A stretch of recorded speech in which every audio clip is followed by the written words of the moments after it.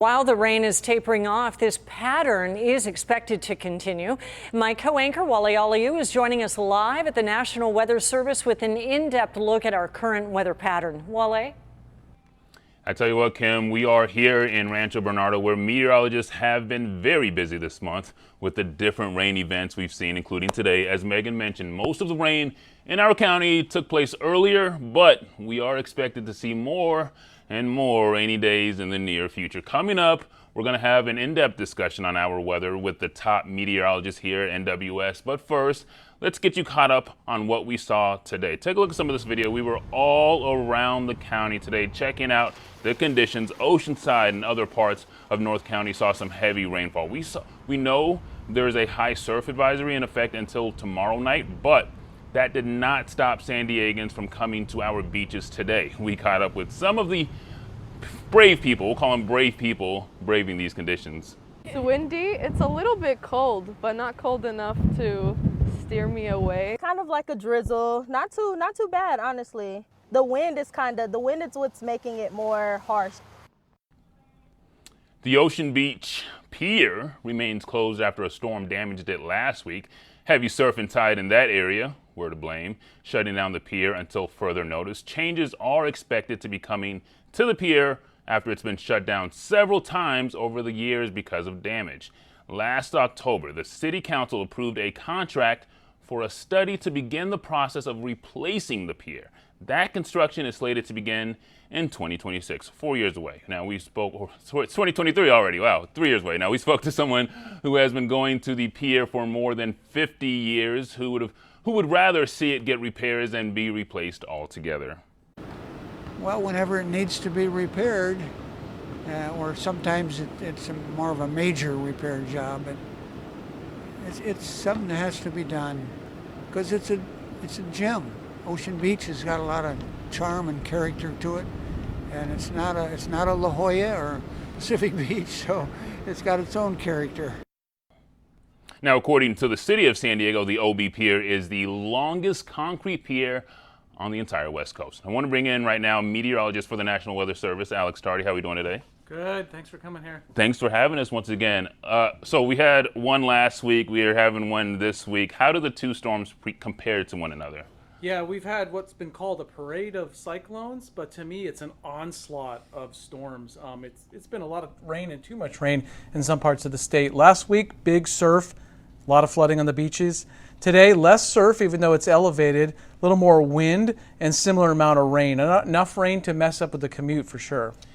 Enough rain to mess the commute, but is it enough rain to mess with the drought numbers? So we're getting there. Some of the rain that we've seen across California has been massive, to say the least. Yesterday, 15 to 20 inches in Santa Barbara, but more importantly, the Sierra Nevada is now 2 times as much snow for this time of year, just a phenomenal amount. Mammoth has passed their seasonal total already from last year and the 2 years prior. So our snowpack is building, the rain is going into the reservoirs. We're making big progress on drought in California. One thing that we were talking about that I thought was very interesting that you highlighted is the difference in precipitation between snow and rain and the drought numbers. Can you just elaborate on that? Yeah, I can. Here we are in San Diego, beautiful cul-de-sac of California. We don't get a lot of rain, right? But when we do get rain, it can be heavy. But we don't need as much rain to get out of drought or to have water supply. The snowpack stored in the mountains comes off slowly in the spring, much more manageable. The rain we saw yesterday in LA River, Santa Barbara, San Luis Obispo, impressive for meteorologists. It all goes out in the ocean.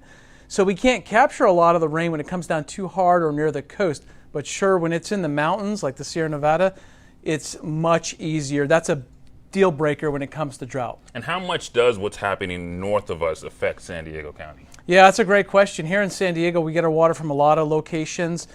We get a lot of it from the Colorado River, about 45% from the Colorado River. And that's a totally different storm cycle, different geography, different part of the United States in the Great Basin.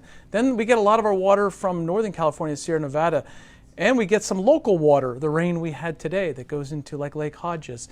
We have a desalination plant. So we have 4 kind of big sources, but we do rely on Northern California, Sierra Nevada. All right, Alex, thank you so much. We're going to keep checking in with Alex throughout the newscast. I'm going to send it back to Kim with some more information on what's happening up north. Kim. And big progress on the drought. That was great news to hear. Thank you, Wale. And to our north, the same storm system is causing severe flooding and even mudslides in Ventura County.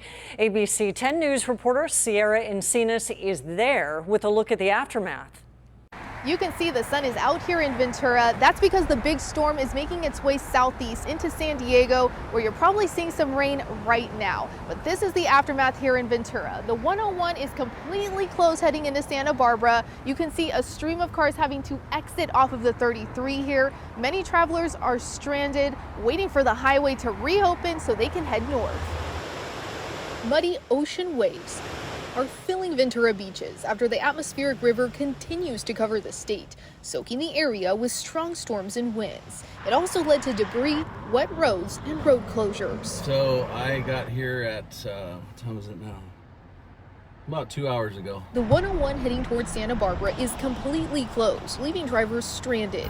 Brian is hanging out on the side of the 101, watching a movie in hopes the highway reopens. I knew that there was a lot of rain, but I didn't expect to have to stay the night without being able to get home. So. He's from Montecito, where his family is seeing this. Flooded roadways with no end in sight. He's had to stay in a hotel in Valencia because of the storm. Just off the freeway, local business owner Kathy Bailey watched as the cars stacked up. Pretty much every time you get heavy rain, the RV park that's on the bridge over there washes out and the residual water goes over the freeway. Caltrans crews are hard at work working to clear that debris out of the roadway so that travelers can continue on their journeys home. Sierra Encinas, ABC 10 News. To track the weather across the state and in your neighborhood, download our free mobile app. Just go to the App Store and search 10 News.